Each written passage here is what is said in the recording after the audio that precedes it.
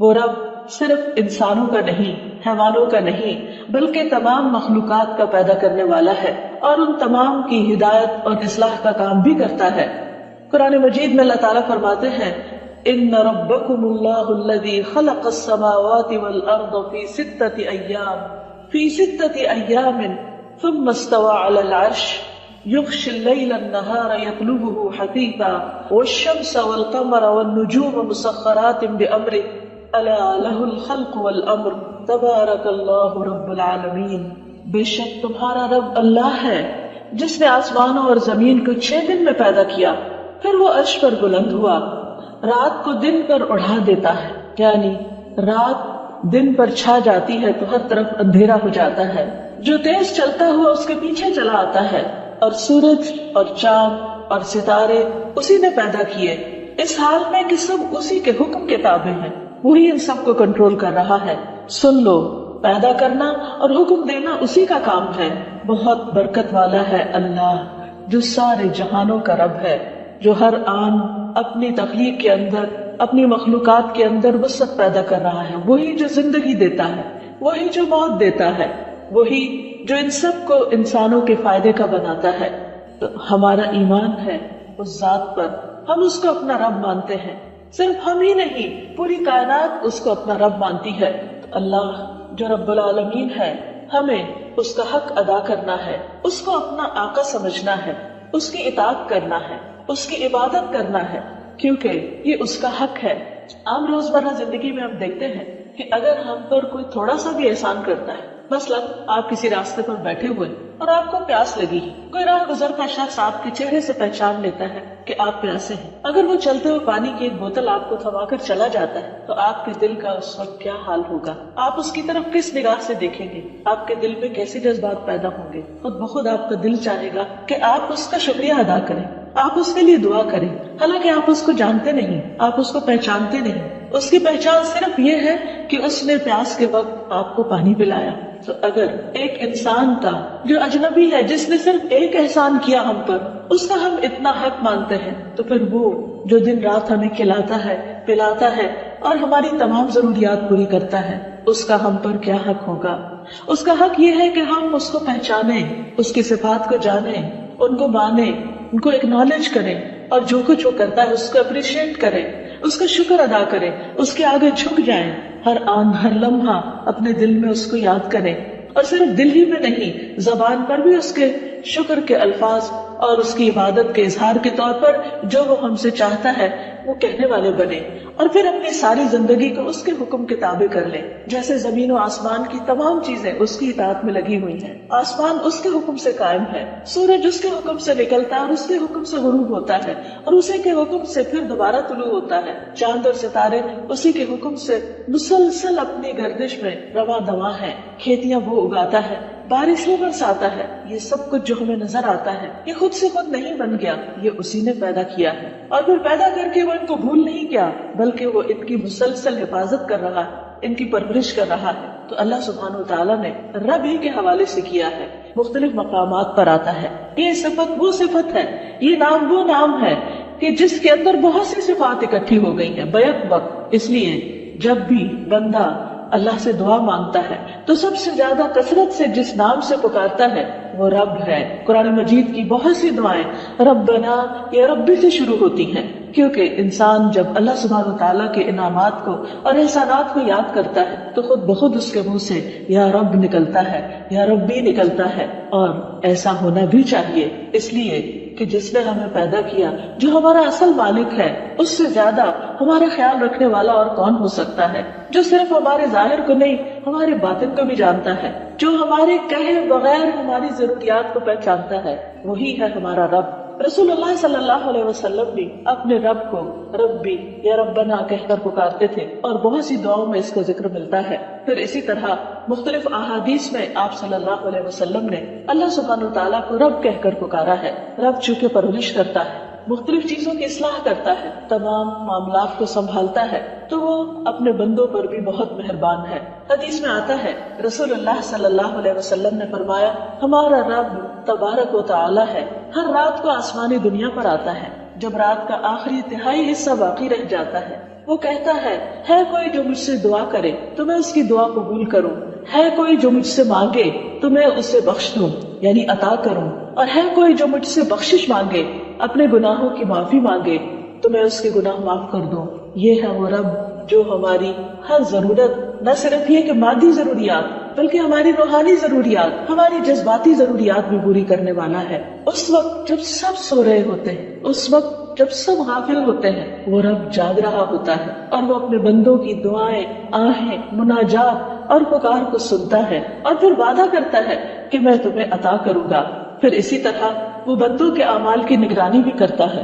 رسول اللہ صلی اللہ علیہ وسلم نے فرمایا، ہمارے رب کو دو قسم کے آدمی بہت اچھے لگتے ہیں۔ ایک وہ جو اپنے بستر اور لحاف، اپنے گھر والوں، اپنے محلے والوں کو چھوڑ کر نماز کے لیے نکلتا ہے تو اللہ تعالیٰ فرماتے ہیں، اے میرے فرشتوں، میرے اس بندے کو دیکھو جو اپنے بستر، لحاف، اپنے گھر والوں اور محلے والوں کو چھوڑ کر نماز کے لیے آیا ہے، میرے پاس موجود نعمتوں کی رغبت میں اور میرے ہاں موجود سزا کے خوف میں، یعنی یہ بندہ مجھ سے امید بھی رکھتا ہے اور مجھ سے ڈرتا بھی ہے۔ دوسرا وہ آدمی جو جہاد کے لیے نکلا، جب لوگ شکست کھا کر سب بھاگ نکلے تو اسے معلوم تھا کہ میدان جنگ سے فرار کا کتنا بڑا نقصان ہے، اس کی سزا کیا ہے اور واپس لوٹ جانے میں کیا ثواب ہے، چنانچہ وہ واپس آ کر لڑتا رہتا ہے یہاں تک کہ اس کا خون بہا دیا جاتا ہے، اور یہ عمل بھی وہ صرف میری نعمتوں کے شوق میں کرتا ہے، میری سزا کے خوف سے کرتا ہے۔ تو اللہ تعالیٰ اپنے فرشتوں سے فرماتے ہیں، میرے اس بندے کو دیکھو جو میری نعمتوں کے شوق اور سزا کے خوف سے واپس آیا ہے اور اس کا خون بھی بہا دیا گیا ہے۔ ایسا شخص بھی اپنے رب کا بہت محبوب ہوتا ہے۔ اس حدیث سے پتہ چلتا ہے کہ اللہ سبحانہ وتعالیٰ اپنے بندوں کے اعمال پر خوب نظر رکھتا ہے، یعنی جس وقت ایک بندہ اپنے گھر سے اٹھتا ہے، قدم باہر رکھتا ہے، مسجد کی طرف چلتا ہے تو وہ اپنے رب کی نگاہ میں ہوتا ہے۔ یہی ہے رب کا رب ہونا، کہ وہ مسلسل اپنی نگاہوں میں رکھتا ہے اپنے بندے کو۔ پھر یہ کہ رب صرف بندوں کے اعمال کی نگرانی ہی نہیں کرتا، صرف وہ دیکھتا ہی نہیں کہ میرا کون بندہ کیا کر رہا ہے، بلکہ وہ ان کے اعمال کی بھی پرورش کرتا ہے۔ بندوں کی پرورش تو کرتا ہی ہے، بندوں کو تو بڑھاتا ہے، بندوں کے رزق کا انتظام تو کرتا ہے، لیکن وہ ان کے اعمال کو بھی بڑھاتا ہے۔ ایک حدیث میں آتا ہے کہ جو مسلمان بھی اپنی پاک کمائی سے کوئی چیز صدقہ کرتا ہے اور آسمان کی طرف صرف پاک ہی چڑھتا ہے، وہ صدقہ گویا رحمان عز و جل کی ہتھیلی پر رکھا جاتا ہے۔ سوچئے، جب ہم کسی کو کچھ دیتے ہیں تو یہ سمجھتے ہیں ہم شاید کسی انسان کے ہاتھ پر رکھ رہے ہیں، لیکن اگر وہ پاک کمائی میں سے ہوتا ہے تو وہ آسمان کی طرف چڑھ جاتا ہے اور اللہ سبحانہ و تعالیٰ اسے اپنے ہاتھ میں لے لیتا ہے، پھر اس کو بڑھاتا ہے، پھیلاتا ہے۔ جس طرح تم میں سے کوئی اپنے گھوڑے کے بچے یا بچیرے کو پالتا ہے، اس کی نشو نما کرتا ہے، اس کی تربیت کرتا ہے، اس کو بڑا کرتا ہے، یہاں تک کہ وہ ایک کھجور ایک پہاڑ کے برابر ہو جاتی ہے۔ اللہ سبحانہ وتعالیٰ نہ صرف یہ کہ اپنے بندوں سے پیار کرتا ہے، بلکہ بندوں کے اعمال کی بھی نہ صرف یہ کہ خبر رکھتا ہے، بلکہ ان کی بھی افزائش کرتا ہے، ان کو بھی بڑھاتا رہتا ہے۔ پھر اسی طرح جو شخص اپنے معاملات اپنے رب کے سپرد کر دیتا ہے، یہ سوچ کر، یہ جان کر کہ میرا رب مجھے ضائع نہیں کرے گا، میرے معاملات کی خوب نگرانی کرے گا، میری مشکلات کو آسان کرے گا، تو رب اس کی امید کو توڑتا نہیں۔ ہم دیکھتے ہیں کہ کس طرح حضرت مریم کی والدہ نے اپنی بچی کو اپنے رب کے سپرد کیا۔ جب وہ پیدا ہوئی تو اس کا پورا واقعہ قرآن مجید میں آتا ہے، سورۃ آل عمران میں، فَلَمَّا وَضَعَتْهَا قَالَتْ رَبِّ إِنِّي وَضَعْتُهَا أُنثَىٰ وَاللَّهُ أَعْلَمُ بِمَا وَضَعَتْ وَلَيْسَ الذَّكَرُ كَالْأُنثَىٰ وَإِنِّي سَمَّيْتُهَا مَرْيَمَ وَإِنِّي أُعِيذُهَا بِكَ وَذُرِّيَّتَهَا مِنَ الشَّيْطَانِ الرَّجِيمِ فَتَقَبَّلَهَا رَبُّهَا بِقَبُولٍ حَسَنٍ وَأَنبَتَهَا نَبَاتًا حَسَنًا وَكَفَّلَهَا زَكَرِيَّا كُلَّمَا دَخَلَ عَلَيْهَا زَكَرِيَّا الْمِحْرَابَ وَجَدَ عِندَهَا رِزْقًا قَالَ يَا مَرْيَمُ أَنَّىٰ لَكِ هَٰذَا قَالَتْ هُوَ مِنْ عِندِ اللَّهِ إِنَّ اللَّهَ يَرْزُقُ مَن يَشَاءُ بِغَيْرِ حِسَابٍ۔ پھر جب بچی پیدا ہوئی تو کہنے لگی، اے میرے رب، اپنے رب کو پکارا، میرے ہاں تو لڑکی پیدا ہوئی ہے، حالانکہ جو کچھ اس نے جنا اسے اللہ خوب جانتا تھا، اور لڑکا لڑکی کی طرح نہیں ہوتا۔ اب میں نے اس کا نام مریم رکھ دیا، اور اس کو اور اس کی اولاد کو شیطان مردود سے بچا کر تیری پناہ میں دیتی ہوں۔ بس اس کے رب نے اسے اچھی قبولیت کے ساتھ قبول کر لیا۔ یعنی رب صرف اعمال ہی قبول نہیں کرتا، بندوں کی نیتیں بھی قبول کرتا ہے، ان کے ارادے اور ان کے شوق کی بھی قدردانی کرتا ہے، اور اس کو بھی آگے بڑھاتا ہے اور اس میں بھی برکت پیدا کرتا ہے۔ تو رب نے اس بچی کو قبول کر لیا اور اچھی نشو و نما کے ساتھ اس کی پرورش کی، یعنی اس کی پرورش کا خود بندوبست کیا، اور زکریا علیہ السلام کو اس کا کفیل بنا دیا۔ جب کبھی زکریا اس کے پاس عبادت خانے میں داخل ہوتے، حالانکہ کفالت زکریا علیہ السلام کر رہے تھے، لیکن ان کے پاس یعنی مریم علیہ السلام کے پاس کوئی نہ کوئی کھانے کی چیز پاتے تو پوچھتے، اے مریم یہ کہاں سے آیا؟ بظاہر بیرونی اسباب تو کچھ بھی نہیں تھے۔ وہ کہتی، یہ اللہ کے پاس سے، اللہ اس رزق کا بندوبست کرتا ہے، بے شک اللہ جسے چاہتا ہے بغیر حساب کے رزق دیتا ہے۔ آپ سوچئے کہ یہ حضرت مریم کی والدہ کا اخلاص تھا، ان کی نیت تھی، ان کی اللہ رب العالمین کے لیے محبت تھی، قربانی تھی، ان کا ایک عمل صالح تھا، ایک شوق اور جذبہ تھا اپنی اولاد کو اللہ کی خدمت میں وقف کرنے کا۔ تو اللہ سبحانہ تعالیٰ نے کس طرح اس کو قبول کیا اور خود اس کی پرورش کا ذمہ لے لیا۔ یہ ہے اللہ ہمارا رب۔ جب انسان اس پر مکمل بھروسہ کرتا ہے، اس پر توکل کرتا ہے، تو وہ اس کو کافی ہو جاتا ہے۔ پھر یہاں یہ بھی یاد رہے کہ اللہ سبحانہ تعالیٰ جو ہمارا رب ہے وہ اکیلا ہی اس پوری کائنات کو وجود میں لایا ہے، کوئی اس کا شریک نہیں ہے، اور وہ اکیلا ہی سارا نظام چلا رہا ہے۔ اس کو اس کائنات کا نظام چلانے میں کسی انسان اور کسی فرشتے اور کسی نیک بزرگ کی ضرورت نہیں۔ اس پوری کائنات کا خالق وہی، الا لہ الخلق والامر، اور حکم بھی اسی کا چلتا ہے، وہی مدبر ہے۔ تو اسی لیے رب کے تین معروف معنی، وہ جو خالق ہے، وہ جو مالک ہے، اور وہ جو مدبر ہے۔ یعنی نہ صرف یہ کہ اس نے پیدا کیا اور مالک ہے، بلکہ وہ ان کی تدبیر بھی کر رہا ہے، ان سب کا نظام بھی چلا رہا ہے۔ ہوائیں اس کے حکم سے چلتی ہیں، بادل اس کے حکم سے اٹھتے ہیں، بارش اس کے حکم سے برستی ہے، زمین اس کے حکم سے پیداوار اگاتی ہے، اور جب اس کا اذن نہیں ہوتا، پھل نہیں آتا یا اس طرح نہیں آتا جس طرح انسان چاہتا ہے، تو سب کچھ اسی کے اذن سے ہو رہا ہے۔ ایک ایک چیز، ایک ایک پھول، ایک ایک پتی اور ایک ایک ٹہنی اور ایک ایک شاخ، اور اس کے اندر جو رنگ اور شیڈز اور جو کچھ بھی ہے، ان سب کی تدبیر، پلاننگ خود اس نے فرمائی۔ اور پھر کس طرح ہر سال خزاں کے موسم میں پتے جھڑ جاتے ہیں، ان پر موت آ جاتی ہے، اور پھر کس طرح دوبارہ اور مردہ پودوں کو دوبارہ زندہ کر دیتا ہے، اور پھر ہر چیز کا انتظام اس احسن طریقے سے کیا کہ مثلا صحرا کے اندر جو پودے اگتے ہیں ان کا انداز کچھ اور ہے، ان کی گہری زمین میں اتری ہوئی جڑیں ہوتی۔ یہ ساری پلاننگ کس نے کی کہ کس جگہ کیسے پودے اگیں گے؟ وہ جڑیں زمین کے اندر دور ڈیپ روٹیڈ اس لیے ہوتی ہیں تاکہ جب بارشیں نہ برسے اور ہر طرف خشک سالی ہو تو زمین کے اندر کی تری سے وہ رزق حاصل کر سکے۔ اسی طرح جہاں بارشیں زیادہ ہوتی ہیں وہاں اور طرح کی نباتات اور پیداوار ہوتی ہے۔ یہ سب کچھ صرف ایک اکیلا رب ہی کر رہا ہے، اور کوئی اس کے ساتھ نہ تخلیق میں شریک ہے اور نہ نظام چلانے میں شریک ہے، اور نہ ہی بندوں کی پرورش میں کوئی اور شریک ہے۔ پھر وہ رب کسی کا محتاج بھی نہیں، کیونکہ اگر وہ محتاج ہوتا کسی کی مدد کا، کسی کے تعاون کا، تو کائنات کا نظام چل ہی نہیں سکتا تھا۔ اسی لیے ہم دیکھتے ہیں کہ توحید اسی وقت مکمل ہوتی ہے جب اللہ کے سوا کسی اور کو خالق اور مالک نہ مانا جائے۔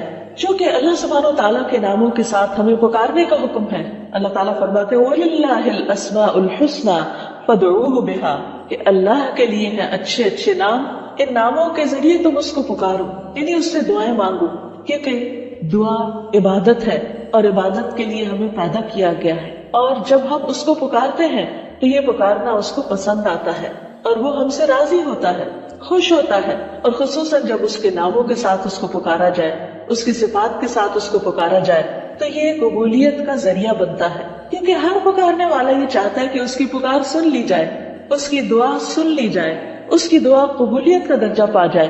تو ابو ہریرہ رضی اللہ عنہ کہتے ہیں کہ سب سے زیادہ مکمل دعا یہ ہے کہ آدمی یوں کہے اللہم انت ربی، اے اللہ تو میرا رب ہے، وانا عبدک، اور میں تیرا بندہ ہوں، میں تیری عبادت کے لیے پیدا کیا گیا، ظلمت نفسی، میں نے اپنی جان پہ بہت ظلم کیے، میں نے تیری عبادت کا حق ادا نہیں کیا، واعترفت بذنبی، اور میں اپنے گناہوں کا اعتراف بھی کرتا ہوں، میں ان کو مانتا ہوں کہ واقعی میں گناہ گار ہوں۔ یا ربی، اے میرے رب، فاغفر لی، تو مجھے معاف کر دے، فاغفر لی ذنبی، تو میرے گناہ کو معاف کر دے، انک انت ربی، کیونکہ تو میرا رب ہے، تو معاف نہیں کرے گا تو کون کرے گا، تیرا در چھوڑ کر کس کے پاس جاؤں، انہ لا یغفر الذنوب الا انت، کیونکہ تیرے سوا کوئی گناہوں کو معاف نہیں کر سکتا۔ تو یہ نہایت خوبصورت دعا رسول اللہ صلی اللہ علیہ وسلم نے ہمیں سکھائی ہے، جو ہمارا اور رب کا رشتہ مضبوط کرتی ہے، رب کے ساتھ تعلق کو گہرا کرتی ہے، اور یوں محسوس ہوتا ہے جیسے ایک بندہ ہر طرح کی پریشانیوں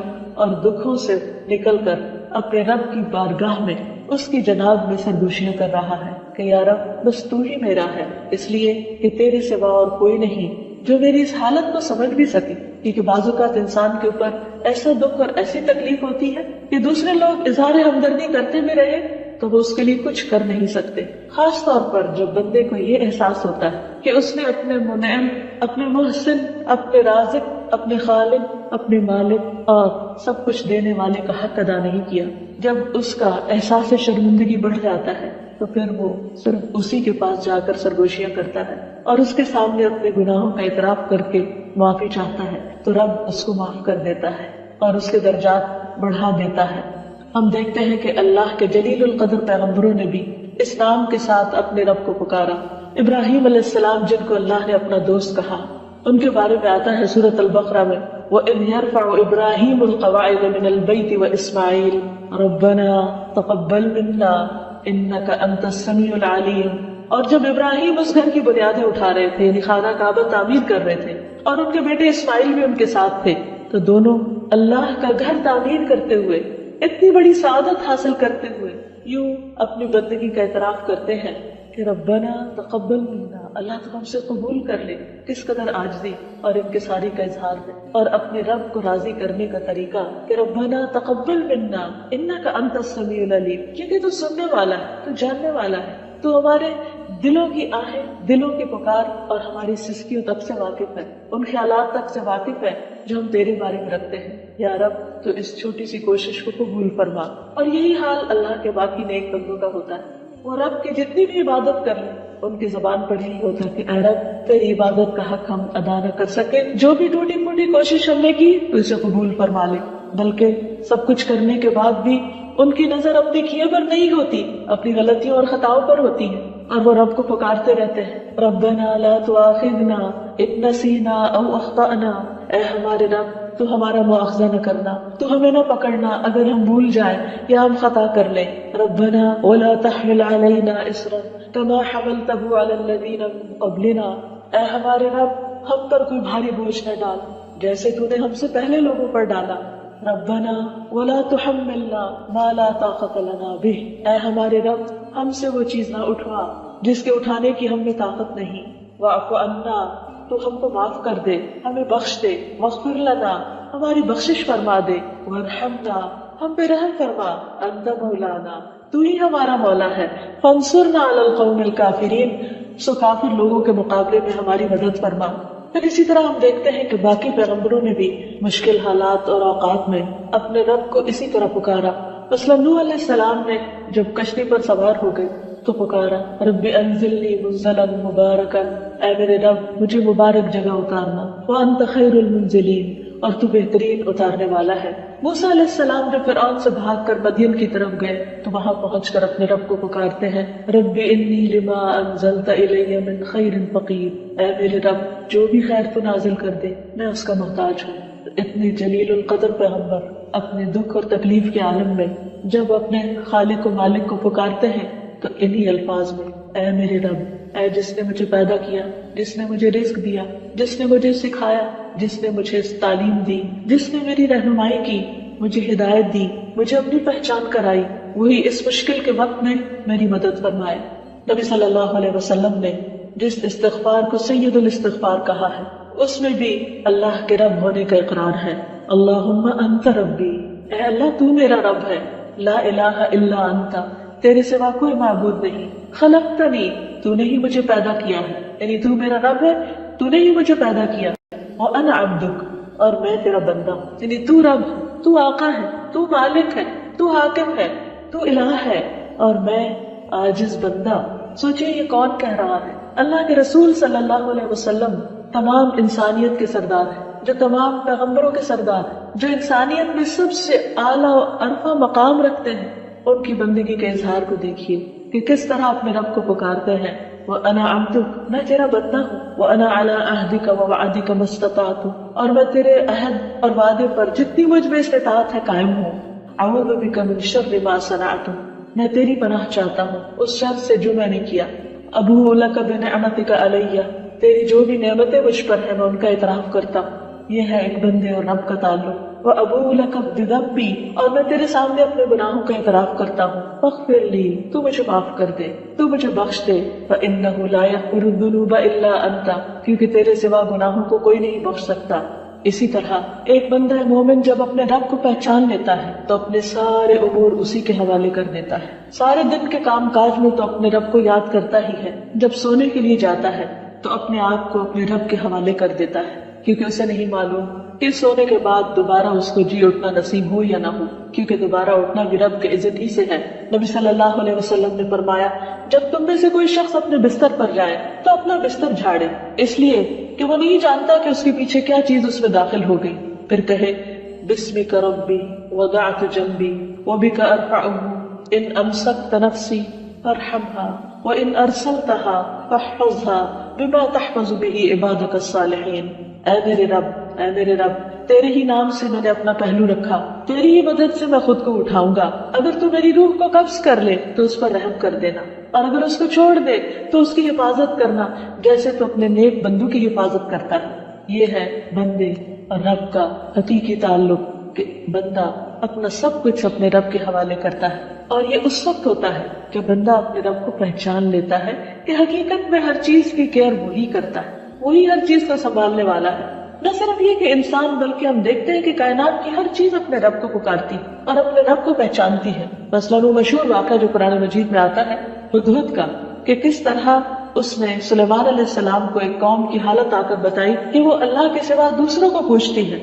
اس نے کہا وہ اللہ کو چھوڑ کر سورج کو سجدہ کرتے ہیں، اور شیطان نے ان کے لیے ان کے اعمال خوبصورت بنا دیے ہیں اور انہیں اصل راستے سے روک دیا ہے، اس لیے وہ ہدایت نہیں پاتے، تاکہ وہ اللہ کا سجدہ نہ کرے جو آسمانوں اور زمین میں چھپی چیزوں کو نکالتا ہے اور جانتا ہے جو تم چھپاتے اور ظاہر کرتے ہو. اللہ وہ ہے جس کے سوا کوئی معبود نہیں، اور جو رب ہے عرش عظیم کا. یہ ہدہد کہہ رہا ہے کہ اللہ کون ہے جو عرش عظیم کا رب ہے. تو سوچئے اگر ایک چھوٹا سا پرندہ اپنے رب کو پہچانتا ہے تو انسان کا کیا فرض بنتا ہے کہ وہ اپنے رب کو کس طرح پہچانے اور کتنی معرفت اس کی حاصل کرے. اسی طرح جنت اور جہنم بھی اپنے رب کو پکارتے ہیں. رسول اللہ صلی اللہ علیہ وسلم نے فرمایا، جہنم نے اپنے رب کی حضور شکایت کی اور کہا، اے میرے رب، میرے بعض حصے بعض کو کھا رہے ہیں. یعنی آگ اتنی شدید ہے کہ ایک حصہ دوسرے کو کھا رہا ہے. تو اللہ تعالیٰ نے اسے 2 سانسوں کی اجازت دی، ایک سانس سردی میں اور ایک گرمی میں. تم انتہائی گرمی اور انتہائی سردی جو موسموں میں دیکھتے ہو تو اس کا یہی سبب ہے. اسی طرح رحم بھی رب کو پکارتا ہے. نبی صلی اللہ علیہ وسلم نے فرمایا، رحم رحمان سے نکلا ہے جو قیامت کے دن آئے گا اور عرض کرے گا، اے میرے رب.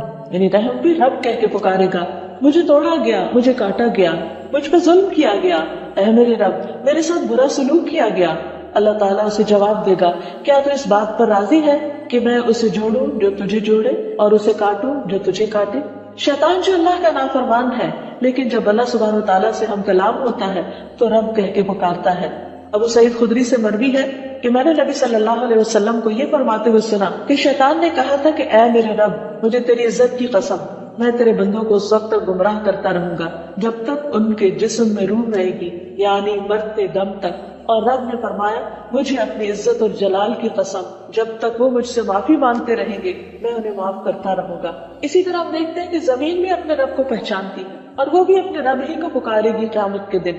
نبی صلی اللہ علیہ وسلم نے فرمایا، جب تم میں سے کسی کی موت کسی زمین میں ہوتی ہے تو اسے وہاں جانے کی ضرورت پیش آ جاتی، اور جب وہ اپنے اس انتہائی مقام تک پہنچ جاتا ہے تو اللہ تعالیٰ اس بندے کی روح قبض کر لیتا ہے، اور قیامت کے دن وہاں کی زمین کہے گی، اے میرے رب، تیری یہ امانت حاضر ہے. اسی طرح سورج بھی اپنے رب کو پکارتا ہے. ہر روز جب سورج اپنے آخری مقام پر غروب ہوتا ہے تو دوبارہ نکلنے کے لیے رب سے اجازت چاہتا ہے، کہتا ہے، یا ربی ان مسیری بعید، اے میرے رب، میرا سفر بہت لمبا ہے.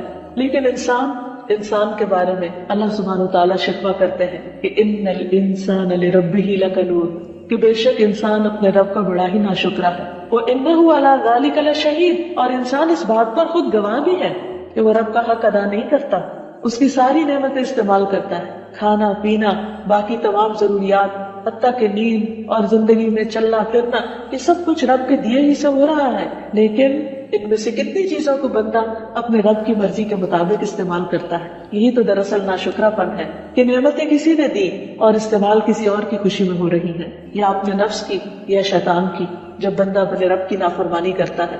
اور فرمایا، وَإِنَّهُ لِحُبِّ الْخَيْرِ لَشَدِيدٌ، وہ مال کی محبت میں بڑا سخت ہے. یعنی جتنی محبت اپنے رب سے کرنی چاہیے اس سے بڑھ کر وہ اپنے مال کے ساتھ محبت کرتا ہے، اس لیے کہ وہ اپنی زندگی کا بہترین حصہ، اپنے اوقات کا بہترین حصہ، اپنے دن کا بہترین حصہ مال کمانے میں زیادہ لگاتا ہے بنسبت رب کی عبادت کے.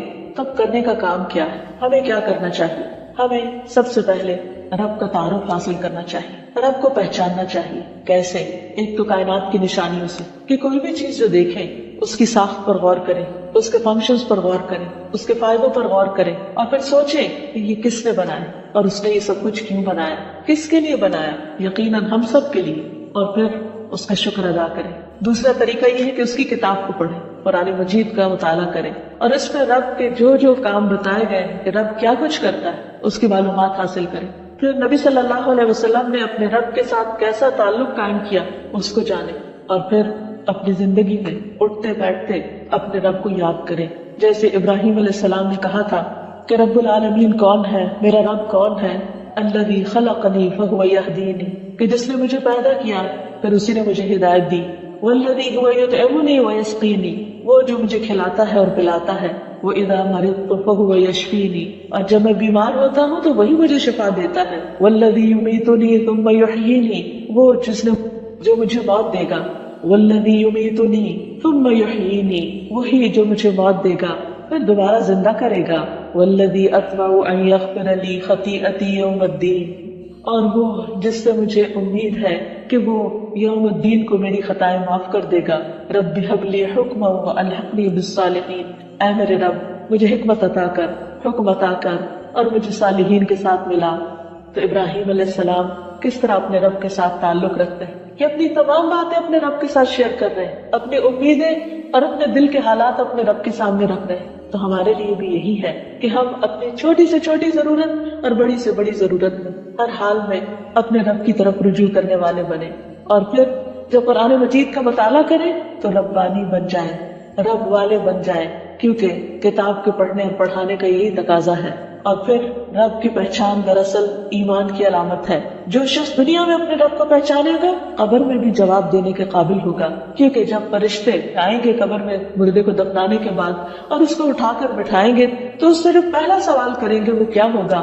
من ربو کا، تیرا رب کون ہے؟ تو جس نے دنیا میں اپنی زندگی میں اپنے ہوش و حواس میں اپنے رب کے ساتھ تعلق قائم کیا وہ وہاں بھی جواب دے پائے گا کہ ربی اللہ، میرا رب اللہ ہے. اس لیے یہ کوئی معمولی چیز نہیں کہ ہم رب کے ساتھ تعلق قائم کریں، یہ ہماری ضرورت ہے، اس میں ہمارا اپنا فائدہ ہے. اور پھر اپنی ساری زندگی کو اپنے رب کے سپرد کر دیں جیسے ابراہیم علیہ السلام نے کیا. اپنے مشکلات میں اپنے رب پر توکل کریں، اپنے رب کے رب ہونے پر راضی ہو جائیں تو رب ہمیں راضی کر دے گا. صبح شام رضیت باللہ ربا وبالاسلام دینا وبمحمد رسولا پڑھتے رہے، کیونکہ جو یہ کہتا ہے حدیث میں آتا ہے اس نے ایمان کا مزہ چکھ لیا، اس نے ایمان کا لطف اٹھا لیا، اور جو اللہ کے رب ہونے پہ راضی ہو گیا اور محمد صلی اللہ علیہ وسلم کے رسول ہونے پہ راضی ہو گیا، اسلام کے دین ہونے پہ راضی ہو گیا، اس کے لیے جنت واجب ہو گئی. تو اللہ تعالیٰ سے دعا ہے کہ وہ ہمیں اپنی عبادت کی توفیق عطا فرمائے، ہمیں اپنی معرفت دے اور اپنا قرب نصیب کرے، صرف دنیا ہی نہیں آخرت میں بھی ہمیں اپنے مقرب بندوں میں شامل کر لے. وآخر دعوانا ان الحمد للہ رب العالمین.